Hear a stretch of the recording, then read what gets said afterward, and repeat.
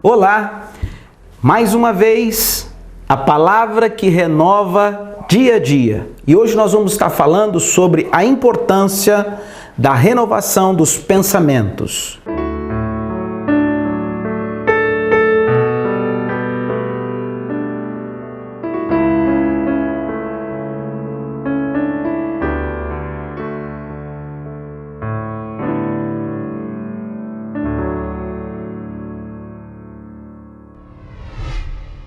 Eu quero falar com vocês nesta manhã, ou neste estudo, a importância de renovar ou da renovação dos nossos pensamentos.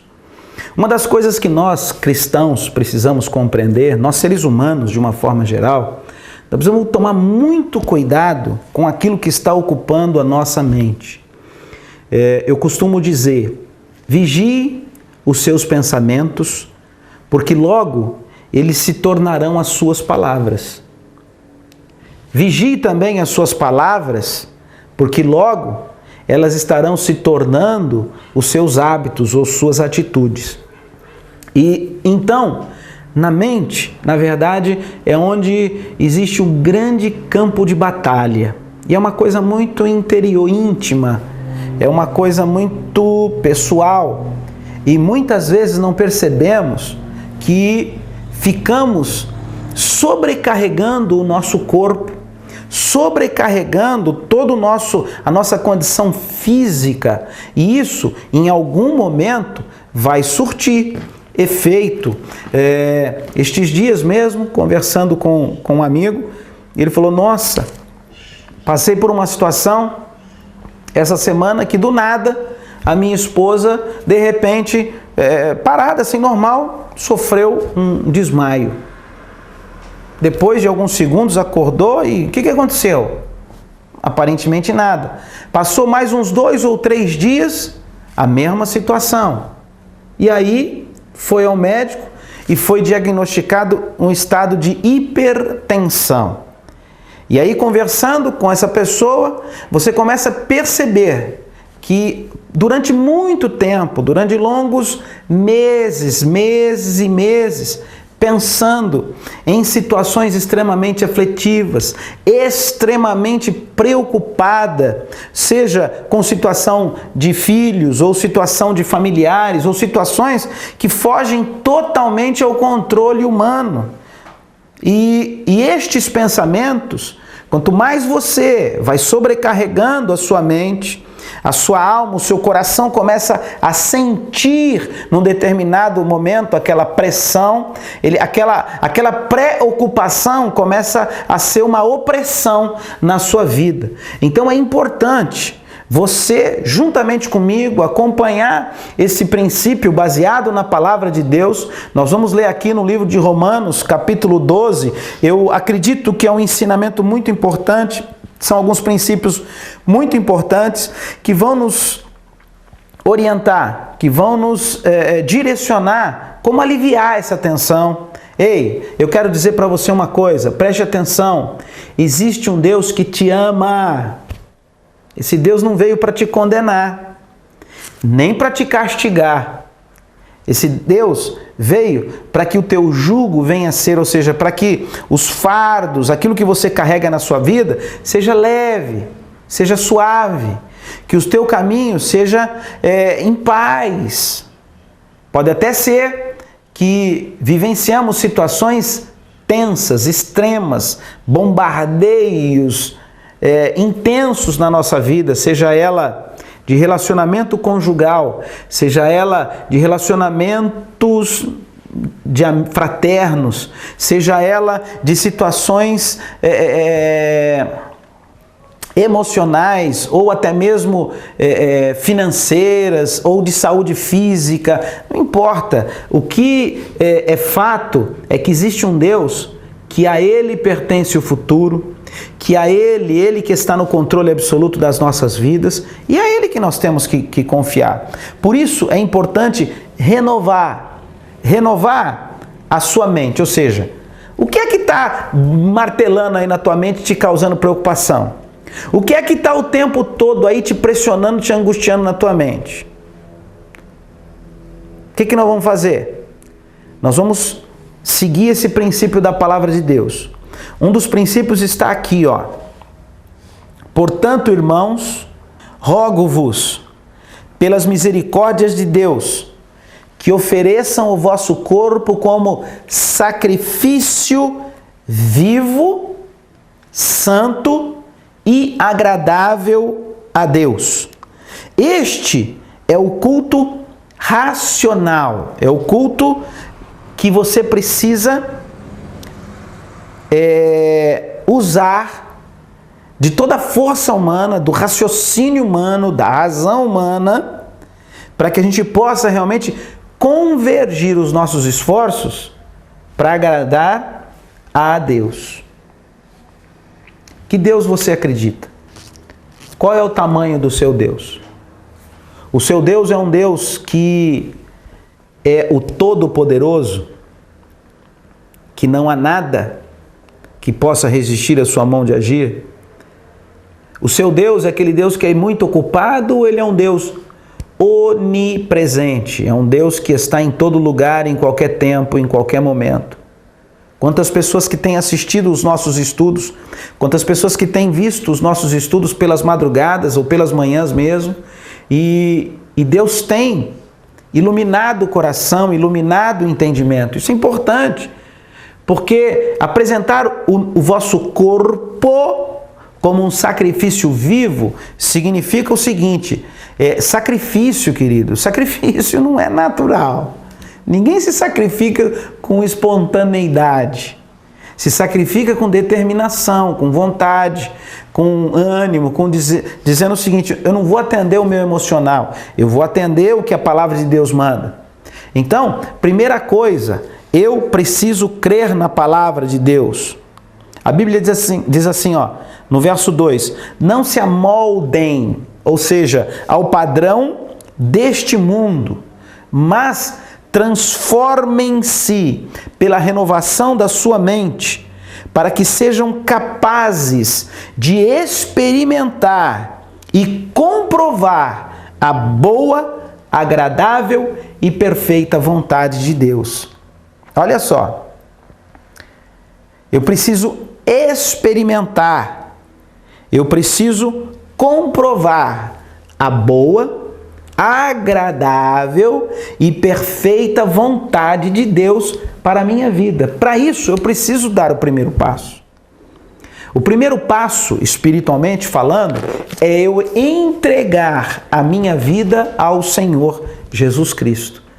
Isso é Bíblia. Por isso que Jesus disse: eu sou o caminho, a verdade e a vida, ninguém vem ao Pai a não ser por mim. Também está escrito: e conhecereis a verdade, e a verdade vos libertará. Então, o primeiro passo, espiritualmente falando, eu preciso dizer, aí mesmo onde você está, você pode fazer essa oração, e Deus, que é onipresente, você não precisa esperar até domingo para fazer essa oração, ou até o dia ir numa igreja, nada disso. Aí mesmo onde você está, se você dizer: Jesus, eu te aceito como meu Senhor e Salvador, eu quero experimentar qual é a boa, qual é a agradável e qual é a perfeita vontade de Deus para a minha vida.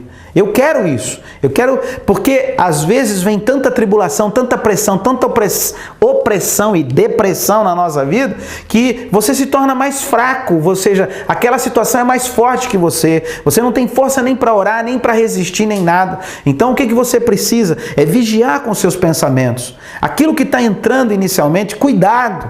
Às vezes começam pensamentos tão sem sentido. Pode reparar, a maior parte dos pensamentos que afligem a alma humana nunca irão acontecer, mas está ali, fica pensando,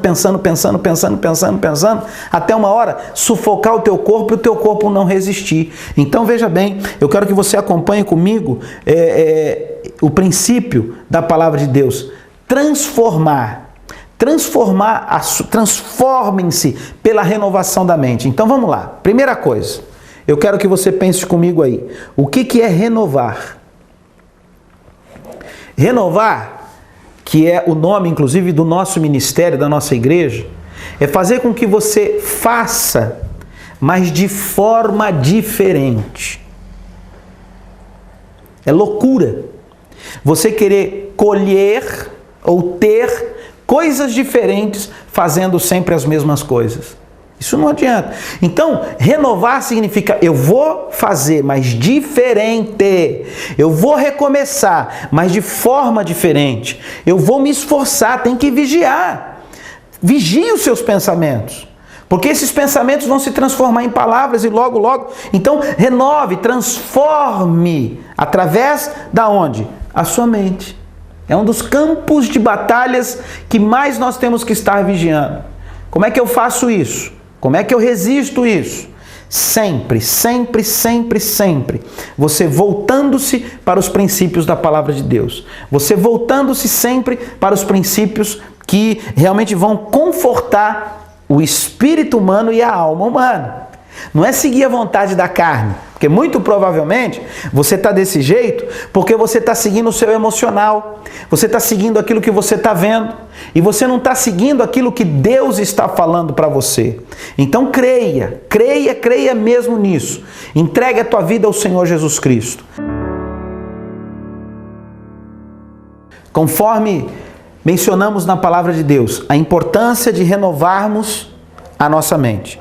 Então, primeira coisa que diz a Bíblia: ninguém tenha de si mesmo um conceito mais elevado do que deve ter.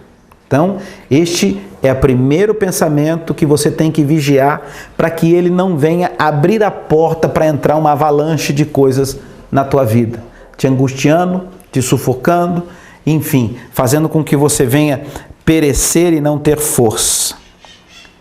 Mas o que nós devemos ter? Um conceito equilibrado de acordo com a medida da fé que Deus lhe concedeu. Ei, você tem fé? Eu vou te dizer, todos têm fé. Só que essa palavra diz o seguinte: de acordo com a medida da fé que Deus lhe concedeu. Ei, medida da fé. Então fé tem tamanho. Fé tem uma medida. Eu costumo fazer a seguinte reflexão: fé é como músculo. Todos nós temos. Eu não consigo ver, mas eu sei que eu tenho músculo. Só que é o seguinte, isso é algo que tem que acontecer na nossa mente. Preste atenção comigo. É igual músculo. Só que veja bem, se eu levo uma vida sedentária, se eu levo uma vida sem exercitar muito o músculo, só no que é cotidiano, normal, o que vai acontecer? Se eu estiver passando por uma situação que eu vou precisar levantar 50 quilos, se o meu músculo não estiver treinado, o que vai acontecer? Muito provavelmente eu vou levantar aqueles 50 quilos, pode ser que tenha uma distensão, ou pode ser que eu faça aquilo lá e fico extremamente dolorido por dias. Por quê? Porque não exercitei. Ou seja, a fé precisa ser exercitada. E conforme ela vai sendo exercitada, você tem uma medida maior ou menor. Quanto mais você exercita, maior fica a sua fé. Então, você tem que começar a exercitar de acordo com a medida que Deus deu a cada um. Cada um tem uma medida de fé diferente do outro.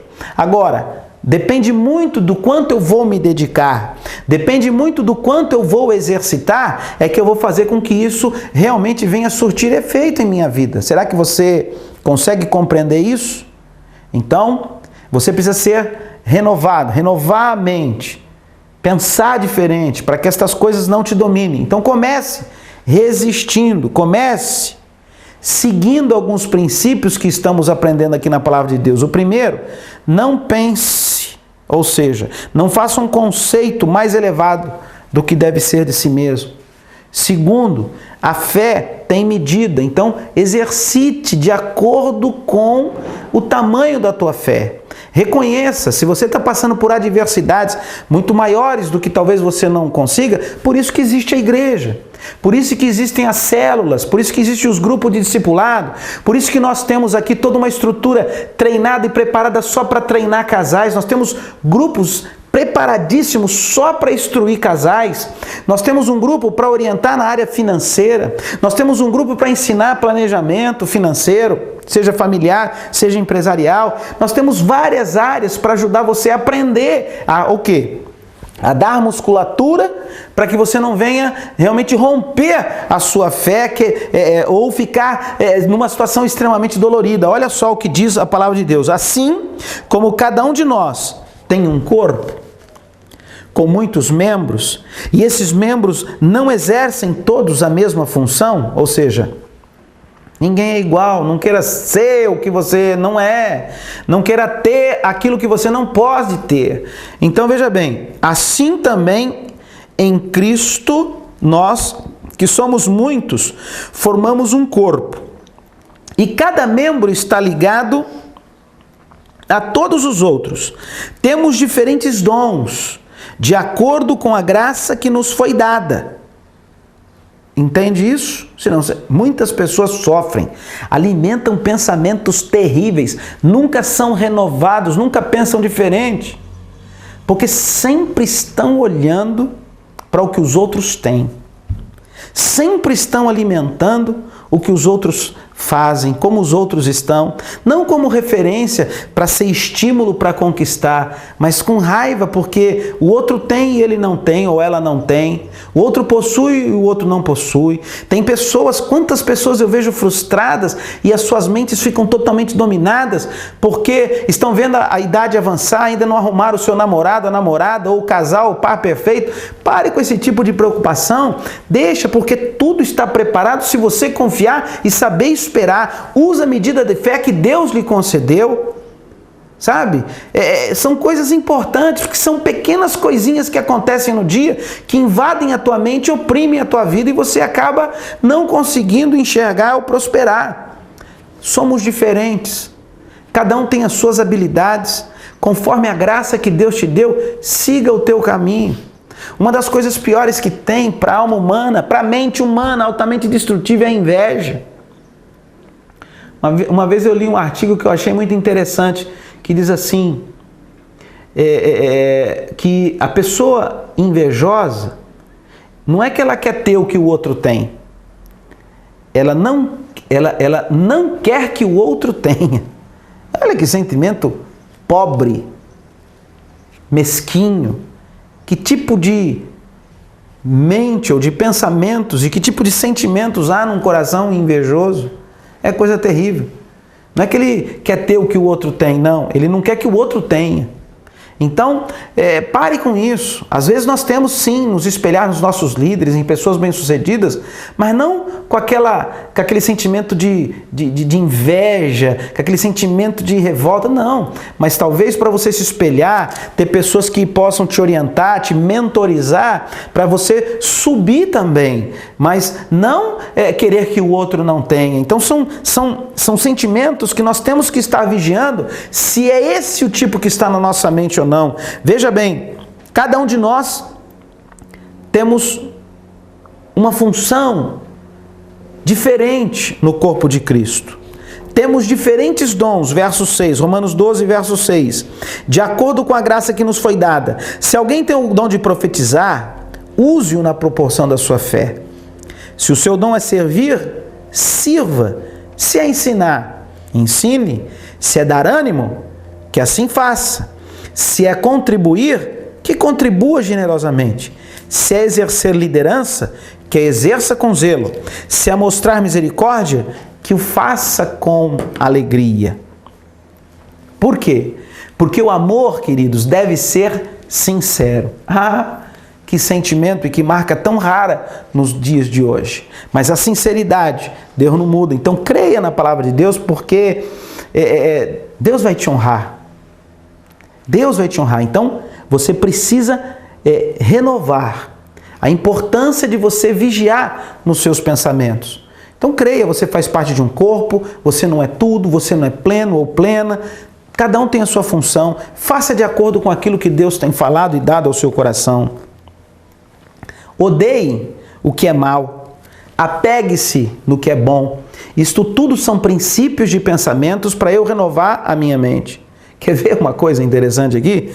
Dediquem-se uns aos outros com amor fraternal, o amor fraterno, de amizade, o amor que existe, que é importante, porque do grego a palavra amor tem três significados. O fraterno, o ágape, certo? O amor eros e o amor fraternal, ou seja, o amor eros vem de erotismo, que é o amor sexual. O ágape é o amor sacrificial. E o filéu, que é o amor de filantropia, que é esse amor fraternal. Prefiram, olha só. Se você tem pensamentos diferentes desse, vai ter consequências lá na frente. Mas olha só. Prefiram dar honra aos outros mais do que a si próprios. Isso é um exercício para você não ficar alimentando a tua vaidade, que está sempre ali querendo superar a situação, está sempre ali querendo dominar a situação. Eu sou, eu faço, eu tenho. Pare com isso. Deus é tudo nas nossas vidas. O pão não chega na nossa mesa se não for a graça de Deus, creia nisso.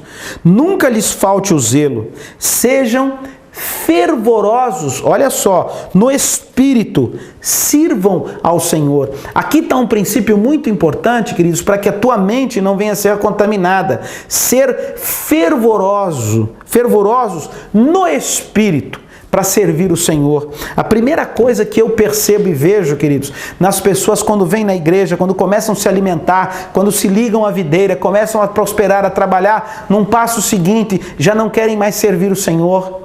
Não querem mais se comprometer com o Senhor. Sabe por quê? As suas mentes acabam sendo dominadas por situações, os seus conceitos passam a ser mais elevados e a sua agenda passa a ser mais importante do que servir o reino de Deus, do servir o corpo de Cristo. Então a sua empresa começa a ter prioridade na agenda, tudo passa a ter prioridade e depois somente servir a Deus. Então não perca isso, porque isso é uma brecha grande que com certeza pode ter consequência, conforme está escrito na palavra de Deus. Verso 12. Alegrem-se, olha só, na esperança. Alegrem-se na esperança. Se eu tenho esperança de alguma coisa, é porque eu não tenho ela ainda, certo? Eu espero ter. Eu não tenho. Então, quando eu tenho que me alegrar na esperança. Eu tenho que me alegrar naquilo que vai acontecer, porque Deus vai me conceder.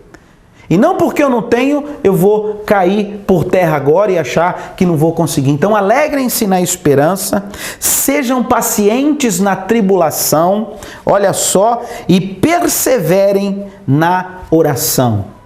São princípios que eu preciso ter para renovar a minha mente.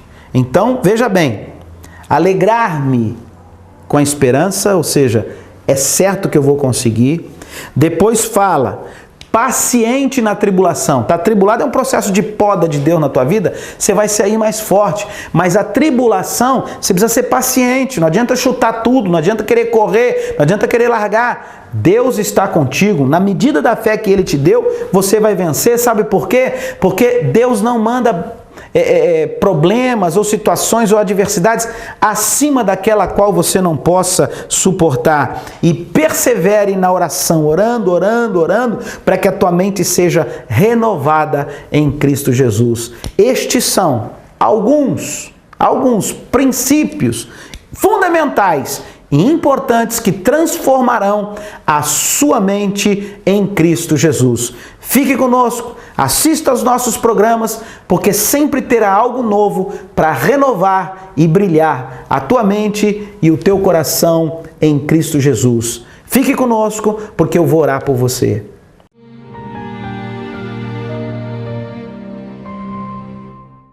Nós estamos aqui, Senhor, reunidos em Teu nome e dizendo, Pai, nós precisamos da Tua misericórdia, nós precisamos da Tua bondade, nós precisamos da Tua graça. Portanto, bendito Espírito Santo, vem sobre nós através desta palavra e que toda mente, na autoridade do nome de Jesus Cristo, toda mente que está sendo cativa, dominada por preocupações, por aflições, por sentimentos malignos, por sentimentos ruins, seja, ó Deus, de obras de macumbaria feita para destruir, para amarrar, para reter, seja setas de inveja, sejam obras malignas lançadas contra esta vida, eu repreendo e ordeno agora que caia por terra toda influência maligna em nome de Jesus Cristo, e que a bênção de Deus e que o poder de Deus e que a sede da Tua palavra venha sobre esta vida para a honra e glória do nome do Senhor Jesus Cristo.